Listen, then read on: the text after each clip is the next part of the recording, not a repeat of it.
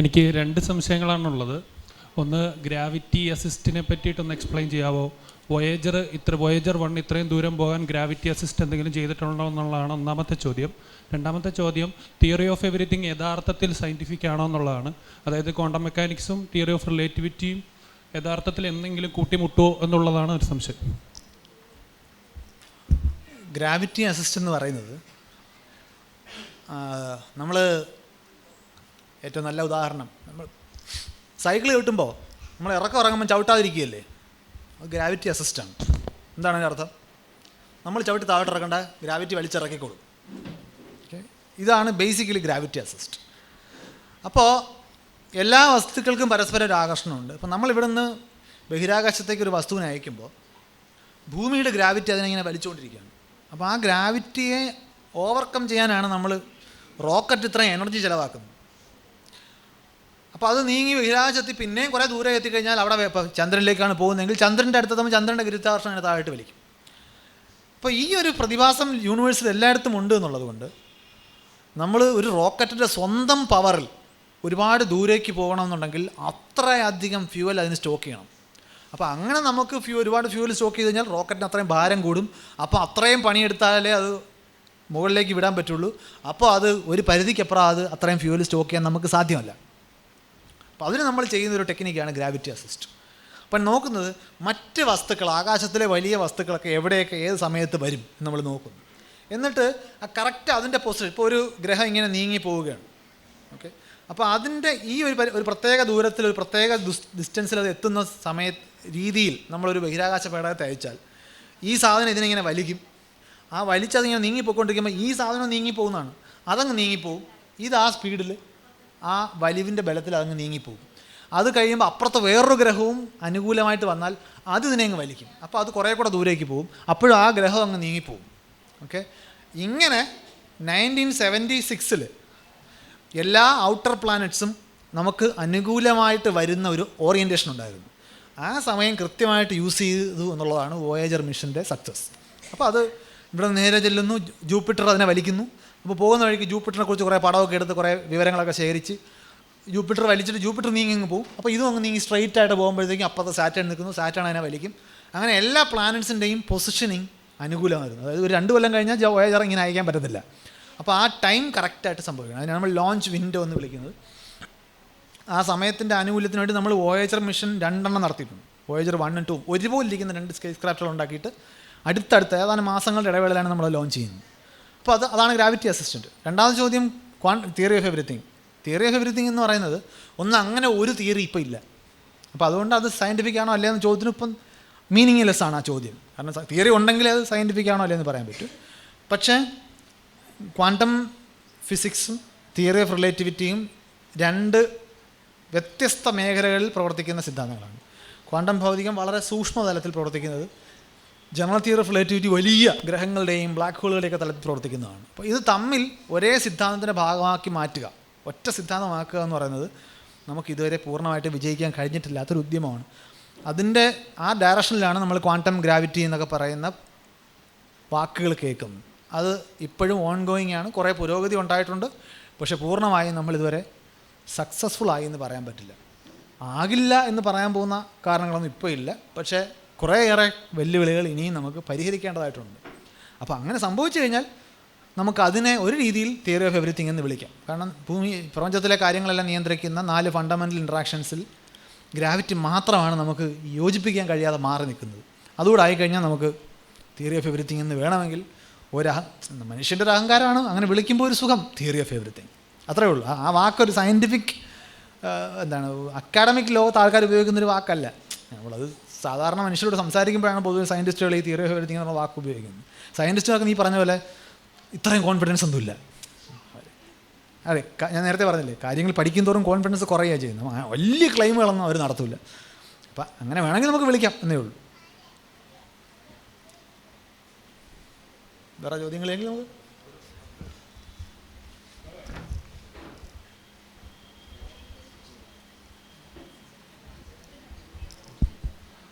വേറെ സംശയങ്ങളെ? സാറേ, ഞാനൊരു കൊച്ചു സംശയം ചോദിച്ചോട്ടെ. മഴ നനഞ്ഞാൽ പനി വരുമോ?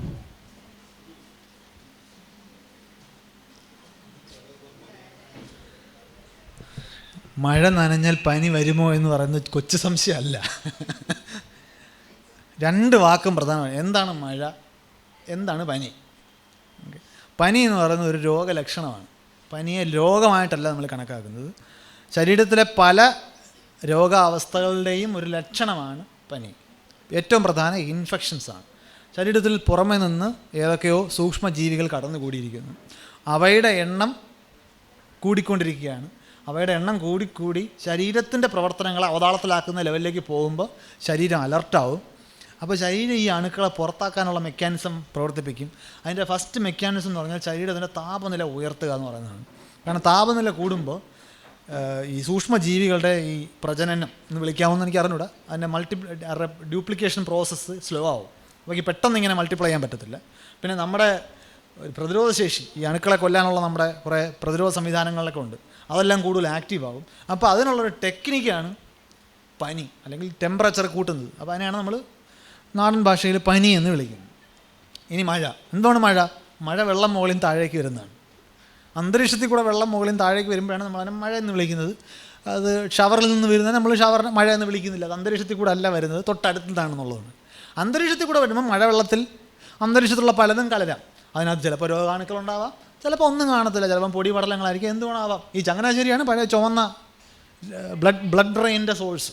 അപ്പോൾ അതും പ്രത്യേകിച്ച് പറയേണ്ട കാര്യമല്ലോ. ചുമന്ന നിറത്തിലുള്ള ആൽഗകൾ വരെ വരാം, എന്തും വരാം.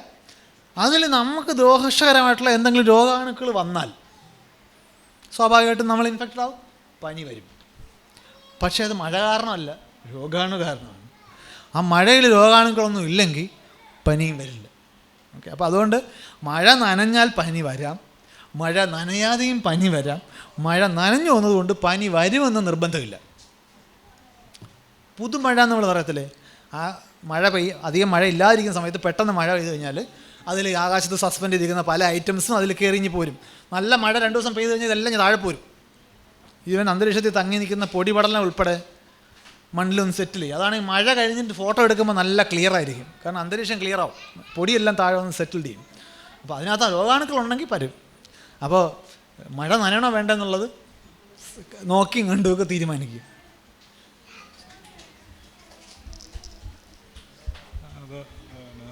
ഇനി ആർക്കെങ്കിലും സംശയങ്ങളുണ്ടോ? വലിയ വലിയ സംശയങ്ങളുടെ പുറകെ പോകണമെന്നില്ല, കുഞ്ഞു കുഞ്ഞു സംശയങ്ങൾ. നമ്മുടെ അടുക്കളയിലുണ്ടാകുന്ന ചില സംശയങ്ങൾ പോലും ശാസ്ത്രീയമാണെന്നുള്ളതാണ്.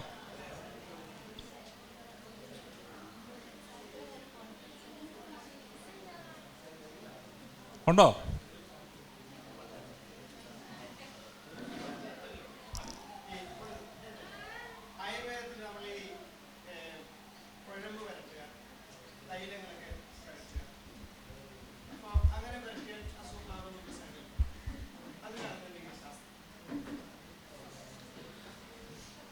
അത് ഒന്ന്, ഞാനൊരു മെഡിക്കൽ ഡോക്ടറല്ല, അപ്പോൾ അതുകൊണ്ട് വിശദാംശങ്ങളിലേക്ക് പോയാൽ എനിക്ക് ഏകദേശ രൂപത്തിൽ പറയാനേ പറ്റുള്ളൂ.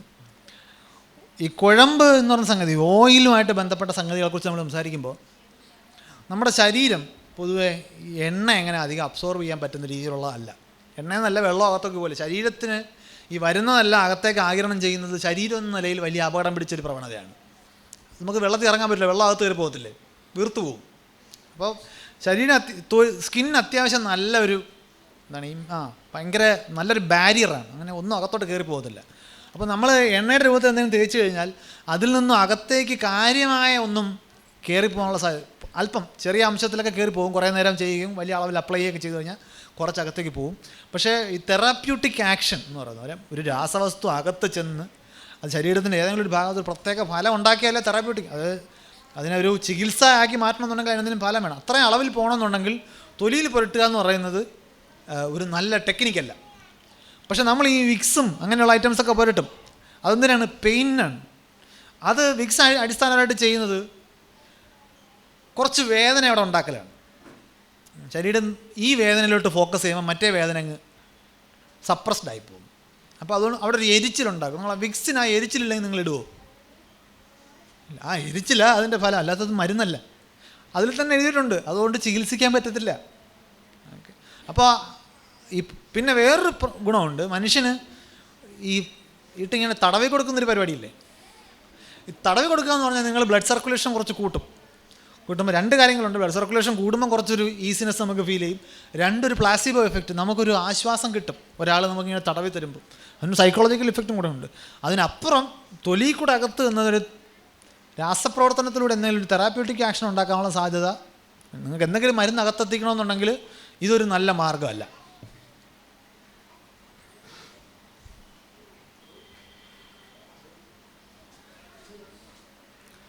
ഓക്കെ, അപ്പോൾ അത് കഴിഞ്ഞു.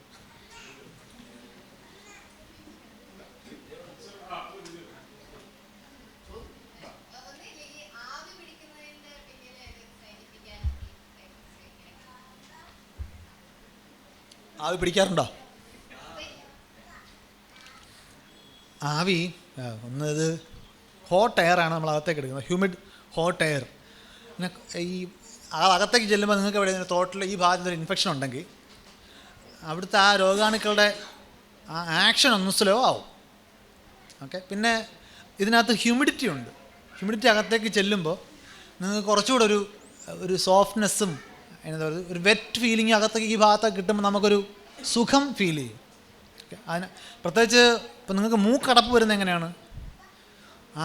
ശരീരം തന്നെ പുറപ്പെടുവിച്ചിട്ടുള്ള കുറേ ഒരു ലിക്വിഡ് അവിടെ സെറ്റായി കൺജസ്റ്റ് ആയിട്ടിരിക്കുമ്പോഴാണ്. അപ്പോൾ നിങ്ങൾ അകത്തേക്ക് കുറച്ച് ഹ്യൂമിഡ് എയർ ചെല്ലുമ്പോൾ അതിന് കുറച്ച് ആശ്വാസമൊക്കെ ഉണ്ടാവും.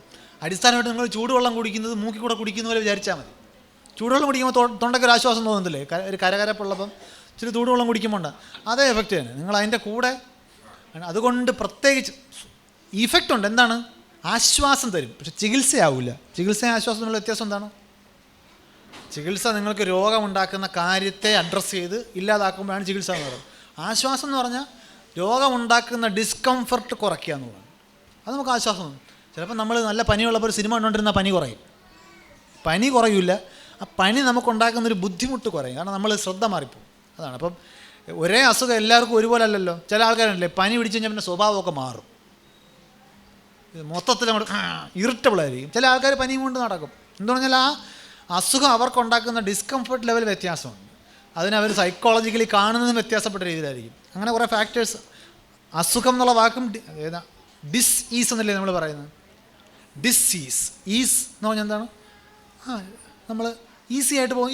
ഡിസ്ഈസ് എന്ന് പറഞ്ഞാൽ അത് നമുക്ക് അത്ര കാര്യങ്ങളൊന്നും അത്ര ഈസി അല്ല. ആ ഡിസ്കംഫർട്ട് ഫീലാണ് നമുക്കുണ്ടാകുന്നത്. ഇൽനെസ് അതല്ല. ഇൻഫെക്ഷൻ എന്നൊക്കെ പറയുന്ന വാക്കുകൾ വേറെയാണ്. അത് ഇപ്പോൾ നിങ്ങൾക്കൊരു രോഗാണു അകത്ത് കയറി ശരീരത്തിലെ പ്രവർത്തനങ്ങളെ തെറ്റിക്കുമ്പോഴാണ് പനി വരുന്നത്. ആ പനി കാരണം നിങ്ങളുടെ ചൂട് കൂടും. ചൂട് കൂടുമ്പോൾ ശരീരത്തിൽ നിന്ന് കൂടുതൽ വെള്ളം വേപ്പറൈസ് ചെയ്ത് പോകും. അപ്പോൾ നിങ്ങൾക്ക് ജലത്തിൻ്റെ അളവ് കുറയും. ശരീരത്തിലെ പല പ്രവർത്തനങ്ങളും ജലത്തിൻ്റെ അളവ് കുറയുമ്പോൾ പ്രശ്നത്തിലാകും. തലവേദന അത് കാരണം വരും. കേട്ടില്ലേ? പനി വരുമ്പോൾ കൂടുതൽ വെള്ളം കുടിക്കാൻ പറഞ്ഞ് കേട്ടില്ലേ? പനി വരുമ്പോൾ കൂടുതൽ വെള്ളം വെളിയിലേക്ക് പോകും. അപ്പോൾ ഈ ഡീഹൈഡ്രേഷൻ കാരണം നിങ്ങൾക്ക് തലവേദന ചിലപ്പോൾ വരും. അത് ഡിസ്കംഫർട്ടാണ്, നിങ്ങൾക്ക് ഒന്നിനും ശ്രദ്ധിക്കാൻ പറ്റില്ല. പക്ഷേ വെള്ളം കുടിക്കുമ്പോഴത്തേക്കും അത് ചിലപ്പോൾ ശരിയാവും. ഓക്കെ, അപ്പോൾ ഡിസ്കംഫർട്ട് വേറെ, ഇൽനെസ് വേറെ. ഇൽനെസ്സിന് ട്രീറ്റ്മെൻറ്റ് വേണം. ഡിസ്കംഫർട്ടിന് ഇങ്ങനെ പല ടെക്നിക്കും നമുക്ക് ഉപയോഗിക്കാം. കുറച്ച് തുണി നനച്ച് നെറ്റിയിൽ പുരട്ടാം, നിങ്ങൾക്ക് ആവി പിടിക്കാം, സിനിമ കാണാം. കഫം ഈ സെറ്റായിട്ടിരിക്കുന്ന വെള്ളം അകത്തുമ്പോഴത്തേക്കും കുറച്ചുകൂടെ ഒന്ന് ലൂസാവും. അപ്പം നമുക്ക് കാർക്കിച്ച് വെളിയിലേക്ക് കളയാൻ പറ്റും സെറ്റായിട്ടിരിക്കുന്നത്. ഒരു പരിധിക്കപ്പുറം പറ്റില്ല, പക്ഷേ താൽക്കാലികമായിട്ടുള്ള ആശ്വാസത്തിന് അത് ഉപയോഗിക്കാം. പാരസെറ്റമോളും അതാ ചെയ്യുന്നത്. ഇൻഫെക്ഷൻ അല്ല ഇല്ലാതാക്കുന്നത്, പനി കുറയ്ക്കാനാണ് നോക്കുന്നത്. നിങ്ങൾക്ക് ചൂട് കൂടുമ്പോൾ ഉള്ള ബുദ്ധിമുട്ട് ഒഴിവാകും. അത്രേ ഉള്ളൂ. ആവി പിടിച്ചോട്ടെ, ആവി മാത്രം. അല്ല, അതിനകത്ത് ഒരുപാട് സാധനങ്ങൾ കൂടുതൽ ആവി പിടിക്കുന്ന മെഷീനകത്ത് ഉപ്പിടുന്നവരുണ്ട്. അതിലപ്പോൾ അത് ഷോർട്ടാകും, തീ പിടിക്കും. അതൊന്നും ചെയ്യരുത്.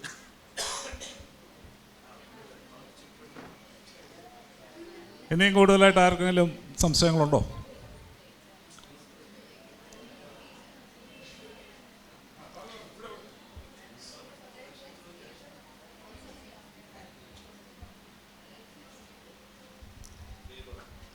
സാർ, എൻ്റെ പേര് മേധ. സാർ നേരത്തെ സംസാരിച്ചൊരു വിഷയത്തിലുള്ളൊരു അഡീഷണൽ ക്വസ്റ്റ്യനാണ്. നമ്മൾ ഈ തൊലിയിൽ മേൽ പുരട്ടുന്ന മരുന്നുകളുടെ ഒരു അത് എഫക്റ്റ് ഉണ്ടാക്കില്ല എന്ന് പറയുമ്പോൾ മോഡേൺ മെഡിസിനിൽ തന്നെ ഈ ട്രാൻസ്ഡെർമലായിട്ടുള്ള ധാരാളം മെഡിസിൻസ് ഉണ്ടല്ലോ. അപ്പം അതേ പ്രക്രിയ തന്നെ അവിടെയും ചിലപ്പോൾ ആപ്ലിക്കബിൾ ആവില്ലേ എന്നുള്ളൊരു സംശയം. പക്ഷേ മോഡേൺ മെഡിസിനിൽ ട്രാൻസ്ഡെർമലായിട്ടുള്ള കാര്യങ്ങൾ ഉപയോഗിക്കുന്നതിനുള്ള ലോജിക്കല്ല മറ്റതിനുള്ളത്. അല്ല, അത് ഞാൻ സമ്മതിച്ചു. പക്ഷെ അവിടെ വർക്ക് ചെയ്തിട്ടുണ്ടാവുക അത് അവര് അവകാശപ്പെടുന്ന വേറെ രീതിയിലാണെങ്കിലും ഒരു പക്ഷേ അല്ല, ചോദ്യം എനിക്ക് മനസ്സിലായി. അങ്ങനെ വർക്ക് ചെയ്ത് കൂടെ എന്നാണ്. അതാ ഞാൻ പറഞ്ഞു, ചെറിയ അളവിൽ അത് അകത്തേക്ക് പോകുന്നുണ്ടാകും. പക്ഷേ പലപ്പോഴും ക്ലെയിം വളരെ വലുതാണ് അല്ലേ. വലിയ അസുഖങ്ങളെയൊക്കെയാണ് നമ്മൾ ഏറ്റവും വരട്ടി നമ്മൾ എപ്പോഴും സയൻസ് ഏറ്റവും ഇമ്പോർട്ടൻ്റ് ആയിട്ടുള്ള ക്വസ്റ്റ്യൻ ഹൗ മച്ച് എന്നുള്ളതാണ്. എത്ര. നമ്മൾ വെറുതെ പറഞ്ഞ പോരാ. വേദന എന്ന് പറഞ്ഞാൽ പോരാ, എത്ര വേദനയുണ്ട്, എത്ര നാളായിട്ട് വേദനയുണ്ട്, അളവറിയണം. ക്രോണിക് ആണോ അക്യൂട്ടാണോ എന്നൊക്കെ അല്ലേ നമുക്ക് അറിയേണ്ടത്. അപ്പം അതുപോലെ തന്നെ നിങ്ങൾ ഏത് അസുഖം അല്ലെങ്കിൽ എന്ത് തരം അവസ്ഥയാണ് ഇത് വെച്ച് ശരിയാക്കിയിരിക്കുന്നതെന്ന് ചോദിച്ചാൽ എടുത്താൽ പൊങ്ങാത്ത വലിയ ക്ലെയിം വരുമ്പോഴാണ് നമുക്കത് വിശ്വാസയോഗ്യമല്ല എന്ന് പറയേണ്ടി വരുന്നത്. ബിഗ് ക്ലെയിംസിന് ബിഗ് എവിഡൻസ് വേണം. അല്ലാതെ എഫക്റ്റേ ഇല്ല എന്ന് നമുക്ക് പറയാൻ പറ്റില്ല. അകത്ത് കയറി പോയിട്ടുണ്ടാകാം, എന്തെങ്കിലുമൊക്കെ എഫക്റ്റ് ചെയ്തിട്ടുണ്ടാകാം. പക്ഷെ അതിനെക്കുറിച്ച് പഠിക്കണം. അതെങ്ങനെ അകത്ത് കയറി, അത് എത്രത്തോളം കയറി, അല്ലെങ്കിൽ നമ്മൾ പുരട്ടി കഴിഞ്ഞാൽ ഇത്ര അളവിൽ ഇത്ര ഏരിയയിൽ പുരട്ടി കഴിഞ്ഞാൽ ഇത്ര മിനിറ്റ് കഴിയുമ്പോൾ സ്കിന്നിൻ്റെ എത്ര ലെയറിന് താഴേക്ക് അത് എത്തിയിട്ടുണ്ട്, ഈ രീതിയിൽ പഠിക്കണം. അങ്ങനെ എത്തിക്കഴിഞ്ഞാൽ ബ്ലഡ് സ്ട്രീമിൽ എത്ര കിട്ടും, ബ്ലഡ് സ്ട്രീമിൽ എത്തിക്കഴിഞ്ഞാൽ ടാർഗറ്റിൽ എത്ര എത്തും, ഇതറിയണമല്ലോ. നമ്മൾ ഒരു പാരസെറ്റമോൾ കഴിച്ച് കഴിഞ്ഞാൽ നമ്മൾ കഴിക്കുന്ന 600 ഗ്രാമിൻ്റെ ഡോള മൊത്തം അങ്ങ് എത്തൂലല്ലോ. പല പല പല സ്റ്റെപ്പായിട്ട് കടന്നേ അവിടെ എത്തുള്ളൂ. അപ്പോൾ അങ്ങനെയുള്ള സ്റ്റഡി നടത്തിയാലേ നമുക്ക് തെളിയിക്കാൻ പറ്റൂ. അത് നടത്താതെ പറയുമ്പോൾ നമുക്ക് അതിനെ വിശ്വസിക്കാൻ പറ്റത്തില്ല. അതാണ് പ്രശ്നം.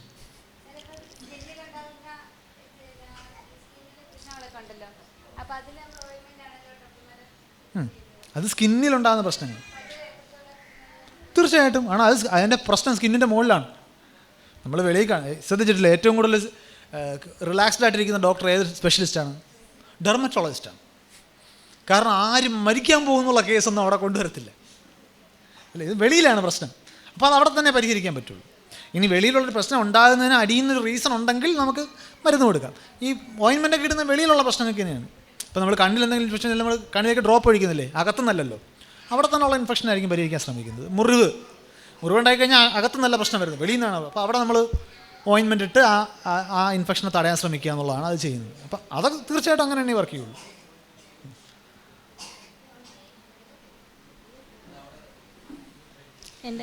എൻ്റെ പേര് അർപ്പണ. എൻ്റെ വളരെ നിസ്സാരപ്പെട്ട ഒരു സംശയമാണ്. അതൊക്കെ പിന്നെ സംശയം പറ. അതായത് നമ്മൾ ഇടത്തെ കൈ കെട്ടുന്ന വാച്ച്, സ്ഥിരം കെട്ടുന്ന വാച്ച് വലത്തെ കൈയിലോട്ട് കെട്ടുമ്പോഴത്തേക്കിനും സ്വാഭാവികമായിട്ട് നമുക്ക് കൈക്ക് ഭാരം കൂടുകയും നമുക്ക് അസ്തപ്പെടുകയും ചെയ്യുന്നു. പക്ഷെ നമ്മൾ വലത്തെ കൈ കൊണ്ടാണ് കൂടുതൽ ജോലികൾ ചെയ്യുന്നത്. അത് എന്തുകൊണ്ടാവാം? നമുക്ക് അത് ഇടത്തെ കൈ കിട്ടുന്ന വാച്ച് വലത്തെ കൈ കെട്ടിക്കഴിയുമ്പോൾ ഡിസ്കംഫർട്ട് ഫീൽ ചെയ്യും. എന്തോ ഒരു സാധനം അവിടെ ഇരിക്കുന്നതായിട്ട് വാച്ചായിട്ട് തോന്നില്ല. പക്ഷെ നമ്മൾ വലത്തെ കൈ കൊണ്ടാണ് കൂടുതലും ജോലികൾ ചെയ്യുന്നതും. അപ്പൊ ഇത് എന്തുകൊണ്ടാണ് അങ്ങനെ സംഭവിക്കുന്നത്? അല്ല, വലത്തെ കൈ കൊണ്ടാണ് കൂടുതൽ ജോലി ചെയ്യുന്നതെന്നുള്ളതിന് മറ്റൊന്നായിട്ട് ബന്ധമില്ല. ശരീരം ഈ അവയവങ്ങൾ എങ്ങനെയാണ് മസ്തിഷ്കം മാപ്പ് ചെയ്ത് വെച്ചേക്കുന്നത് എന്നുള്ളത്. മസ്തിഷ്കത്തിലാണ് എല്ലാ രേഖയിരിക്കുന്നത്. കാലെവിടെ, കൈ എവിടെ, അത് അത്രയുണ്ട് ആണ്. ഇവിടെ ഇതെല്ലാം നെർവ് എൻഡിങ്സ് ഉണ്ട്. നാഡികൾ മസ്തിഷ്കത്തിലേക്ക് സിഗ്നൽ കൊടുക്കും. എന്നാലേ മസ്തിഷ്കത്തിന്, ഇപ്പോൾ ഇവിടെ ഒരാളൊരു അടി അടിച്ചു കഴിഞ്ഞാൽ അടി ഫീൽ ചെയ്യുന്ന ഇവിടാണ്. കാരണം ഈ സിഗ്നൽ അവിടെ എത്തിയിട്ട് മസ്തിഷ്കമാണ് പറഞ്ഞ് അടിച്ചു തന്നു. ആ നെർവ് കംപ്ലൈൻ്റ് ആണെങ്കിൽ അടിച്ചാൽ അറിയില്ല അല്ലേ. ഈ ഭാഗത്ത് എന്തെങ്കിലും പാരാലിസിസ് വന്നിട്ടുണ്ടെങ്കിൽ ഇവിടുത്തെ ഒരു സിഗ്നലും അവിടെ എത്തൂല. അപ്പോൾ കൈ ഉള്ളതായിട്ട് അറിയത്തില്ല. അപ്പോൾ ശരീരം, നമ്മളിപ്പോൾ കുറേ കാലമായിട്ട് ഇടത്തെ കയ്യിൽ വാച്ച് കിട്ടുന്ന ആളാണെങ്കിൽ ഇവിടെ ഒരു വാച്ച് ഉണ്ട് എന്നുള്ള കാര്യം കൂടെ ചേർത്താണ് നമ്മുടെ മസ്തിഷ്കം ഈ കയ്യെ മാപ്പ് ചെയ്ത് വെച്ചേക്കുന്നത്. നിങ്ങളിത് അഴിച്ച് ഇവിടെ കെട്ടുമ്പോൾ ഇവിടെ വെയിറ്റ് കുറഞ്ഞു, ഇവിടെ വെയിറ്റ് കൂടി. So something has changed. അപ്പോൾ നിങ്ങളുടെ കംഫർട്ട് സോണിന് വെളിയിൽ എന്തോ മാറ്റം ഉണ്ടായി. എന്ത് മാറ്റവും നമ്മുടെ ശരീരം അലർട്ടാക്കും. കാരണം അത് അപകടമുള്ളതാണോ എന്ന് അറിഞ്ഞൂടല്ലോ. അപ്പോൾ അതുകൊണ്ട് ശരീരത്തിന് ഉണ്ടാക്കുന്ന ഒരു ഡിസ്കംഫർട്ടാണ് ഇവിടെ ഒരു ഫോറിൻ ഐറ്റം പുതുതായിട്ട് വന്നിരിക്കുന്നത് തോന്നലുണ്ടാക്കുന്നത്. ഓക്കെ, നമ്മൾ സ്ഥിരം വലത്തേക്കൈ ഉപയോഗിക്കുന്നതായിട്ട് ബന്ധമില്ല. കാരണം ഇതൊരു മാറ്റമാണ്. ഓക്കെ, എല്ലാവരും വലത്തേക്കൈ അല്ല സ്ഥിരമായിട്ട് ഉപയോഗിക്കുന്ന അറിയണം. ഒരു 20% ആൾക്കാർ ലെഫ്റ്റ് ഹാൻഡാണ്. അവർ ലെഫ്റ്റ് ഹാൻഡാണ് കൂടുതൽ ഉപയോഗിക്കുന്നത്. ഇനി നിങ്ങൾ റൈറ്റ് ഹാൻഡഡ് ആണെന്നുണ്ടെങ്കിൽ ഏതെങ്കിലും മ്യൂസിക്കൽ ഇൻസ്ട്രുമെൻറ്റ്സ് വായിക്കുന്നവർ ശ്രദ്ധിച്ചിട്ടുണ്ടോ? മ്യൂസിക്കൽ ഇൻസ്ട്രുമെൻറ്റ്സ്, വീണ, ഗിറ്റാർ, വയലിൻ. റൈറ്റ് ഹാൻഡായിട്ടുള്ള ആൾക്കാർ ഗിറ്റാർ അങ്ങനെ പിടിക്കുന്നത്? ഇങ്ങനെയാണോ വായിക്കുന്നത്? ഇങ്ങനെയാണോ വായിക്കുന്നത്? ഓക്കെ, ഇങ്ങനെയാണ് റൈറ്റ് ഹാൻഡായിട്ടുള്ള ആൾക്കാർ ഗിറ്റാർ വായിക്കുന്നത്. കൂടുതൽ പണിയെടുക്കുന്ന റൈറ്റ് ഹാൻഡാണോ ലെഫ്റ്റ് ഹാൻഡാണോ? ലെഫ്റ്റ് ഹാൻഡാണ് അല്ലേ. ഇതോടെ കിടന്ന് ഓടുന്നതാണ്. ഇത് ചുമ്മാ ഇങ്ങനെ ആയിക്കൊണ്ടിരിക്കുന്നത്. എന്തുകൊണ്ട്? അല്ല, തീരെ തെറ്റിയില്ലേ? കാരണം കൂടുതൽ അധ്വാനമുള്ളത് ഇതിനാണ്. ടൈമിങ്. മെൻ്റലി ഭയങ്കര എഫർട്ടാണ്. ടൈമിങ് കറക്റ്റ് ആക്കണം, ഒരേ ഇൻ്റർവെല്ലിൽ ഇതിങ്ങനെ അടിച്ചുകൊണ്ടിരിക്കണം. അതിന് ഫിസിക്കൽ ലേബർ കുറവാണെങ്കിലും കൺട്രോൾ കൂടുതൽ വേണം. നിങ്ങൾ ഇടത്തെ കൈ പിടിച്ച് വെച്ചാൽ ഒരേ അടിക്കാൻ പറ്റത്തില്ല. ലെഫ്റ്റ് ഹാൻഡായിട്ടുള്ള ആൾക്കാർ തിരിച്ച്.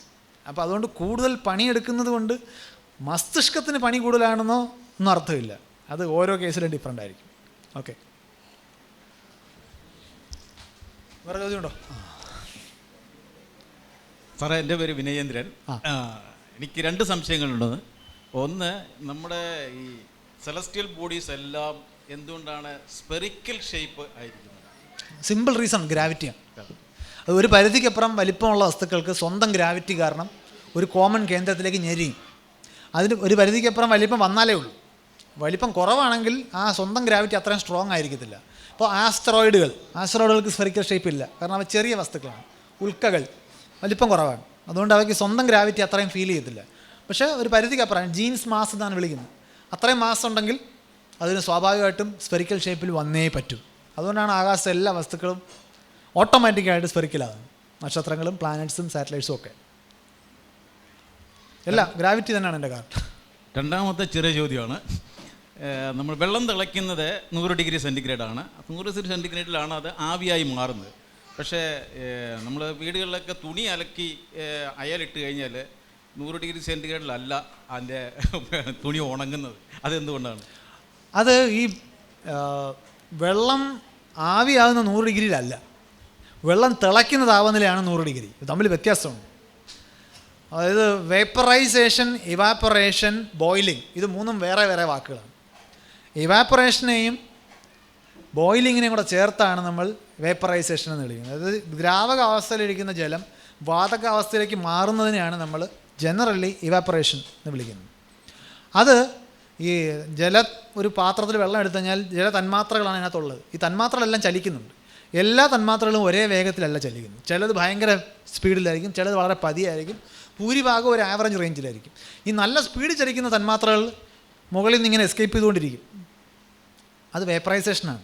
അത് സ്വാഭാവികമായിട്ടും, അതല്ലേ നമ്മൾ വെള്ളം തുറന്നു വെച്ച് കഴിഞ്ഞാൽ കുറേ കഴിയുമ്പോൾ തിളയ്ക്കണ്ടല്ലോ, അത് തീരും, വേപ്പറൈസ് ചെയ്ത് പോകും. അങ്ങനെ തന്നെയാണ് തുണി ഉണങ്ങുന്നത്. പക്ഷേ ബോയിലിംഗ് എന്ന് പറഞ്ഞാൽ അങ്ങനെയല്ല.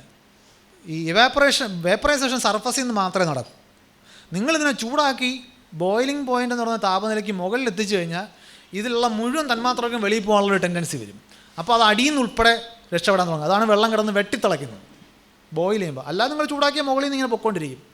ഒരു ലെവൽ കഴിയുമ്പം അടിയിൽ നിന്ന് ഉൾപ്പെടെ വെള്ളം വേപ്പറാവാൻ തുടങ്ങും. അല്ലേ, ശ്രദ്ധിച്ചിട്ട് അടിയിൽ നിന്ന് കുമിള വരുന്നുണ്ടല്ലേ? അതുവരെ അടിയിൽ നിന്നൊന്നും വരത്തില്ല, മുകളിൽ നിന്ന് വരും. അടിയിൽ നിന്ന് കുമിള വരുമ്പോൾ മനസ്സിലാക്കണം ഇപ്പോൾ തിളയ്ക്കും. അപ്പോൾ തിളയ്ക്കുക എന്ന് പറഞ്ഞാൽ ഈ മൊത്തം വെള്ളവും കൂടെ ഒരുമിച്ചാണ് ചെയ്യുന്നത്. വേപ്പറൈസേഷൻ സർഫസിൽ നിന്ന് എപ്പോഴും നടന്നുകൊണ്ടിരിക്കും, അത് എപ്പോഴും നടക്കും. അപ്പം തുണി ഉണങ്ങുന്നതായാലും വെള്ളം തുറന്നു വെച്ചേക്കുന്ന വെള്ളം തീരുന്നതായാലും ഒക്കെ നമുക്ക് അന്തരീക്ഷത്തിൽ ഹ്യൂമിഡിറ്റി ഉള്ളതുകൊണ്ടാണ് വെള്ളം തുറന്നു വെച്ചിട്ട് പോകാൻ പറ്റുന്നത്. ഡൽഹിയിലൊക്കെ നിങ്ങളൊരു താമ്പാളത്തിൽ വെള്ളം എടുത്ത് വെച്ച് കഴിഞ്ഞാൽ അരമണിക്കൂർ കഴിയുമ്പോൾ അത് പോകും. ഹ്യൂമിഡിറ്റി ഇല്ല, അത് മുഴുവൻ വേപ്പറൈസ് ചെയ്ത് പോകും. അപ്പോൾ ഇത് രണ്ടും തമ്മിൽ വ്യത്യാസമുണ്ട്. വേപ്പറൈസേഷനും ബോയിലിങ്ങും വേറെ വേറെ കാര്യങ്ങളാണ്. ബോയിലിംഗ് 100 ഡിഗ്രി എന്ന് പറയുന്നത് നമുക്കാണ്. നിങ്ങൾ എവറസ്റ്റിൻ്റെ മുകളിൽ ചെന്ന് കഴിഞ്ഞാൽ പിന്നെയും 60 ഡിഗ്രിയിൽ തിളയ്ക്കും. 60 ഡിഗ്രി പൊള്ളൂല, ചൂട് ചായ മുക്കുന്ന പോലെ ഇരിക്കും, പക്ഷേ വെള്ളം തിളയ്ക്കും. ഇങ്ങനെ വെട്ടി തിളച്ചുകൊണ്ടിരിക്കും, കൈ മുക്കാം. അതിന് അറ്റ്മോസ്ഫിയറിക് പ്രഷറുമായിട്ടും ബന്ധമുണ്ട്. അപ്പം ചെറിയതായിട്ട് പറയുമെങ്കിലും ഈ വാക്കുകളെല്ലാം അത്യാവശ്യം ഹെവി വാക്കുകളാണ്.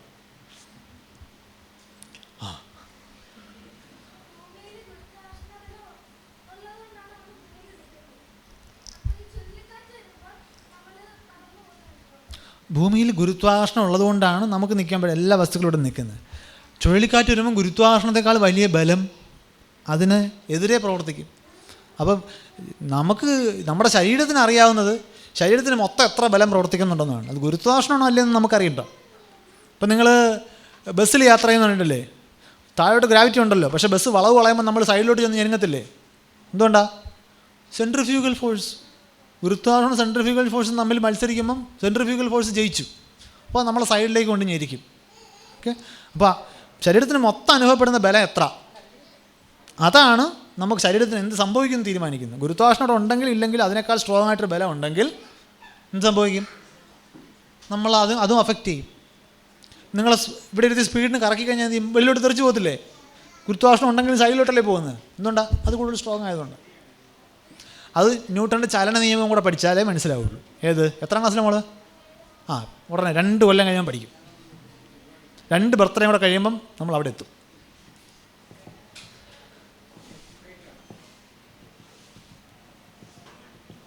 ഓക്കെ, അപ്പോൾ നമുക്ക് അവസാനിപ്പിക്കാം.